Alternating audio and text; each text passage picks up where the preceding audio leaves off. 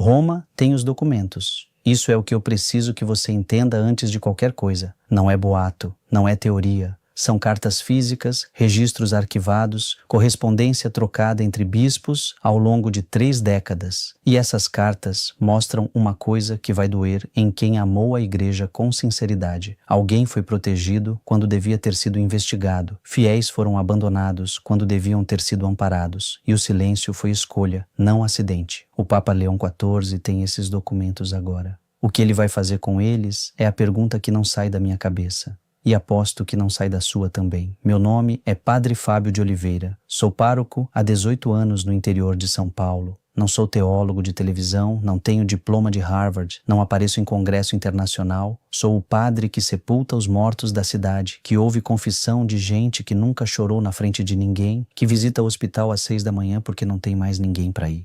E é exatamente por isso que esse assunto me atinge no peito de um jeito que não consigo ignorar. Porque eu sei o que significa quando alguém confia a vida a um padre. Eu sei o peso disso. E eu sei o que acontece quando esse peso é jogado fora, como se não valesse nada. Se você ainda não se inscreveu nesse canal, faz isso agora. Aperta o botão aqui embaixo. Não é para mim. É para você ter acesso a esse tipo de conversa sempre que precisar. Deixa também um comentário me dizendo o que você pensa sobre tudo isso. Quero saber.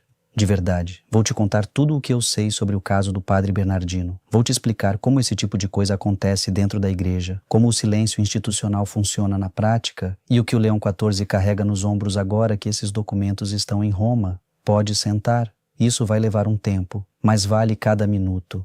Antes de falar sobre o Padre Bernardino, preciso te contar sobre um caso real que muita gente conhece de nome, mas pouca gente entende de verdade. O caso Marcial Maciel. Se você não sabe quem foi Maciel, vou te dizer rápido. Ele foi o fundador dos Legionários de Cristo, uma das congregações religiosas mais poderosas do século XX. Homem de enorme carisma, homem que tinha acesso direto ao Papa João Paulo II, homem que arrecadou uma fortuna para dar igreja, e homem que durante décadas manipulou fiéis, acumulou riqueza pessoal indevida, enganou superiores, viveu uma vida completamente diferente do que pregava e foi protegido porque era conveniente protegê-lo. O escândalo Maciel não explodiu de repente. Ele foi silenciado, soterrado, enterrado com cartas educadas, transferências estratégicas, elogios públicos que funcionavam como escudo. Quando alguém levantava a mão e dizia, tem algo errado aqui, aparecia um bispo, um cardeal, alguém com autoridade suficiente para dizer, cuida da sua paróquia e deixa isso para quem sabe lidar. A investigação, que deveria ter acontecido nos anos 80, só chegou em 2006. 20 anos de atraso, 20 anos de dano. O caso do Padre Bernardino segue o mesmo padrão. E quando eu digo o mesmo padrão, não estou sendo metafórico, estou sendo literal. Existe um roteiro que se repete, e as cartas que Leão XIV tem em mãos mostram esse roteiro com uma clareza que assusta. O Padre Bernardino, como eu vou chamar aqui porque esse nome representa um padrão que se repete em mais de uma diocese, era exatamente o tipo de figura que a igreja às vezes produz quando não tem mecanismo de controle suficiente. Era um padre carismático, pregador de talento, o tipo de homem que entrava numa comunidade e em 6 meses tinha criado uma espécie de círculo íntimo ao redor de si mesmo. Fiéis que doavam, fiéis que seguiam, fiéis que tinham nele uma referência espiritual tão grande que paravam de conseguir distinguir a voz de Deus da voz do padre. E aí começa o problema, porque quando um padre ocupa esse espaço na vida de um fiel, ele tem nas mãos um poder enorme, um poder que pode ser usado para o bem, sim, mas que também pode ser desviado, corrompido, usado para fins que nada têm a ver com o Evangelho. E o Padre Bernardino usou esse poder de um jeito que as cartas descrevem com detalhes que eu não consigo ler sem sentir algo apertar no peito. As cartas mostram fiéis que entregaram patrimônio inteiro a projetos pastorais que nunca existiram de verdade. Mostram famílias que fizeram doações expressivas motivadas por promessas espirituais que não têm nenhuma base na tradição da igreja. Deus vai multiplicar 100 vezes o que você der. Essa graça só vai chegar na sua família se você participar dessa missão.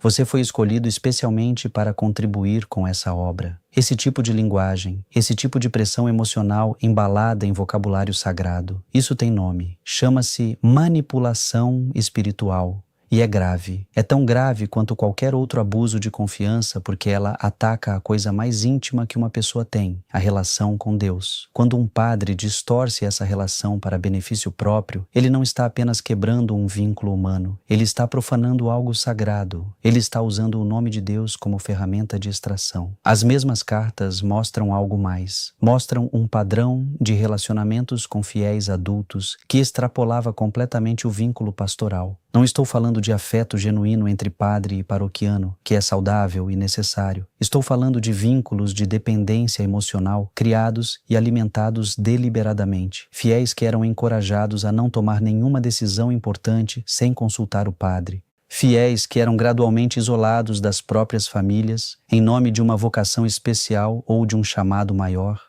Fiéis que viviam num estado permanente de dívida espiritual fabricada, onde nunca eram suficientemente santos, nunca rezavam suficientemente, nunca doavam suficientemente. Santo Tomás de Aquino, que pensou sobre justiça com uma profundidade que poucos conseguiram superar, disse algo que ecoa aqui com força. Ele disse que a injustiça não é apenas o ato de causar dano, mas também o de permitir que o dano continue quando você tem o poder de impedir. Isso é o que as cartas documentam. Bispos que receberam reclamações formais. Bispos que escreveram de volta pedindo discrição. Bispos que propuseram transferências em vez de investigações. Bispos que, em alguns casos, explicitamente chamaram o denunciante de perturbador da paz da comunidade. Deixa eu te dizer o que isso significa na prática, porque eu quero que você entenda de verdade, não só intelectualmente.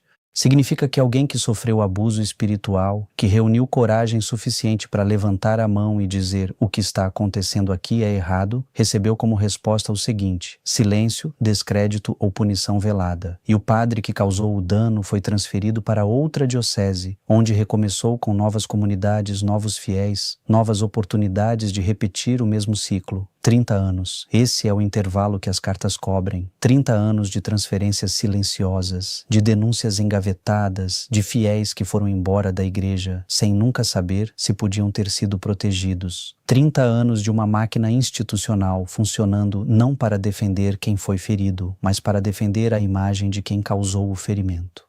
Eu preciso explicar como isso é possível para que você não pense que estou falando de maldade pura, de vilões conscientes. A realidade é mais complicada e, de certa forma, mais perturbadora. O silêncio institucional raramente começa com uma decisão de fazer o mal. Começa com algo muito mais comum, o medo do escândalo. Quando um padre carismático e bem relacionado começa a acumular queixas, a primeira reação de um superior não é necessariamente má fé. É o pensamento que qualquer gestor humano teria. Se isso vaza, o dano à instituição vai ser enorme. Os fiéis vão se afastar, as doações vão cair, o trabalho de décadas vai ser destruído por um escândalo que talvez, quem sabe, talvez seja exagerado. Talvez o denunciante tenha má intenção. Talvez seja um mal-entendido. E com esse talvez, a engrenagem do silêncio começa a girar. Uma transferência aqui, uma carta de elogio pública lá, uma investigação interna que nunca é concluída, uma promessa de acompanhamento pastoral que não acontece de verdade. E o tempo passa, e as queixas se acumulam num arquivo que ninguém abre, e os fiéis que foram feridos vão aprendendo que a igreja não vai ser o lugar onde vão encontrar justiça. O custo humano disso é algo que eu não consigo calcular em números. Mas deixa eu te dizer o que eu vejo quando olho para uma situação assim. Vejo pessoas que perderam a capacidade de confiar num padre, que entram numa missa e ficam com a guarda levantada, esperando o golpe. Que tentam rezar e encontram a imagem do padre que as manipulou misturada com a imagem de Deus e não conseguem separar as duas. Vejo casamentos que quebraram porque um dos cônjuges estava tão emocionalmente preso à figura do padre que não tinha mais espaço para o marido ou a esposa. Vejo filhos de famílias que doaram patrimônio inteiro vivendo em dificuldade enquanto o padre seguia em frente para outra comunidade. Isso é o custo, e nenhuma carta de transferência silenciosa vai apagar esse custo da vida dessas pessoas. Agora preciso te falar sobre Leão XIV, sobre Robert Prevost, sobre o que muda ou pode mudar com ele no trono de Pedro. Papa Leão XIV foi eleito em maio de 2025, cardeal americano. Homem que viveu boa parte da vida ministerial fora de Roma, que entende o que é paróquia de verdade, que sabe como a igreja funciona nos cantos que não aparecem na televisão. Quando ele chegou a Roma, uma das primeiras coisas que aconteceu foi que esses arquivos foram colocados sobre a mesa. Não porque alguém queria criar confusão, mas porque havia uma comissão que vinha trabalhando há anos para sistematizar documentação de casos não resolvidos, e o momento de apresentar essa documentação coincidiu com a eleição do novo Papa. Leão XIV tem agora em mãos um conjunto de cartas e registros que documentam décadas de falha institucional. E a pergunta que a igreja inteira está fazendo, em voz alta ou em silêncio, é: o que ele vai fazer com isso? Eu não sou ingênuo. Sou padre há 18 anos e vi de perto como as coisas funcionam. Sei que as pressões sobre um papa são incompreensíveis para quem está de fora.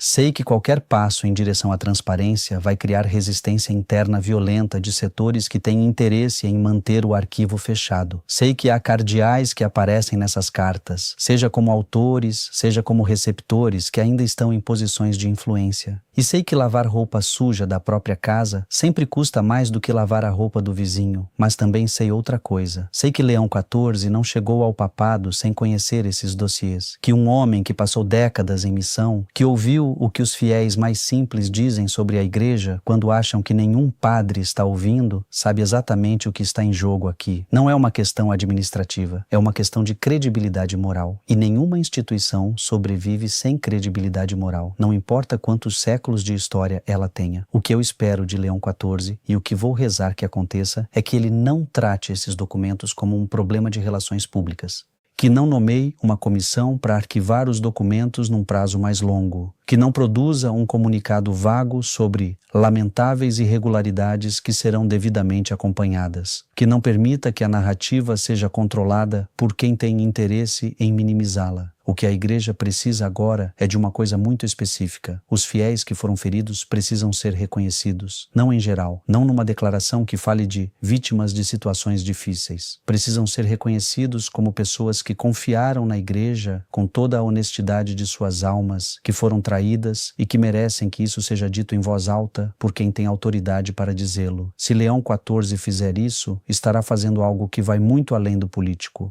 Estará praticando o que São Tomás de Aquino chamava de justiça comutativa, que é o ato de restituir o que foi tirado, de reconhecer a dívida que existe. Não haverá restituição financeira que cubra o dano espiritual.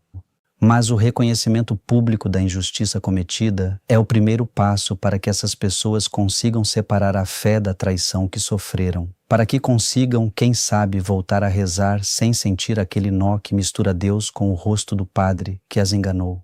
E se Leão XIV não fizer isso? Se optar pelo caminho mais fácil, pelo arquivo, pelo silêncio que passou de geração em geração de bispos por 30 anos? Então a igreja vai continuar perdendo fiéis, não por falta de fé, mas por excesso de decepção. E isso é algo que nenhum programa de evangelização vai consertar. Deixa eu falar com você agora de um jeito mais direto ainda. Deixa eu ser o padre que sou, não o comentarista que às vezes parece que estou sendo. Se você foi ferido assim, se você passou por alguma situação em que um padre usou a sua fé contra você, se você fez doações que nunca deveriam ter sido pedidas do jeito que foram, se você foi colocado numa posição de dependência emocional que hoje você reconhece como errada, eu preciso te dizer uma coisa com toda a clareza que tenho. O que aconteceu com você não foi punição de Deus, não foi falta de fé sua. Não foi porque você não era suficientemente esperto, foi uma falha humana, uma falha grave dentro de uma instituição que deveria ter te protegido e não protegeu. E Deus não estava do lado de quem te feriu, nunca esteve. Deus estava do lado de quem estava chorando, do lado de quem tentou fazer a coisa certa e foi ignorado ou silenciado, do lado de quem perdeu patrimônio, família, confiança, e ainda assim não abandonou completamente a fé, mesmo que essa fé agora seja mais uma ferida aberta do que uma certeza tranquila. Essa fé ferida ainda é fé. E Deus aguenta essa fé ferida muito melhor do que aguenta a fé de aparência que usa o nome dele para extrair dinheiro e obediência de pessoas vulneráveis. Vou te pedir uma coisa agora. Não é um compromisso formal. É só um minuto de honestidade com Deus. Seja lá onde você está nesse momento. Se você carrega uma mágoa contra a igreja, contra algum padre, contra alguma situação que te fez duvidar se a fé ainda vale alguma coisa, faz isso comigo agora. Não precisa ter as palavras certas, não precisa estar de joelhos, não precisa estar em estado de graça. Fala com Deus do jeito que você consegue, com a raiva que você tem se precisar, e diz para Ele que você está aqui, que você não foi embora de vez, que você ainda quer entender o que aconteceu, que você quer, mesmo que demore, encontrar um caminho de volta para uma fé que não te machuque. Isso já é oração. É a melhor oração que você pode fazer agora. E se você tem condição de ir à confissão, vai. Não porque você errou em se machucar, não porque você tem culpa do que aconteceu com você. Vai porque a confissão é o lugar onde você pode colocar na frente de Deus tudo o que está carregando, incluindo a raiva, incluindo a decepção, incluindo a dúvida sobre se a igreja ainda merece a sua confiança. O padre que te ouve na confissão não é o padre que te feriu.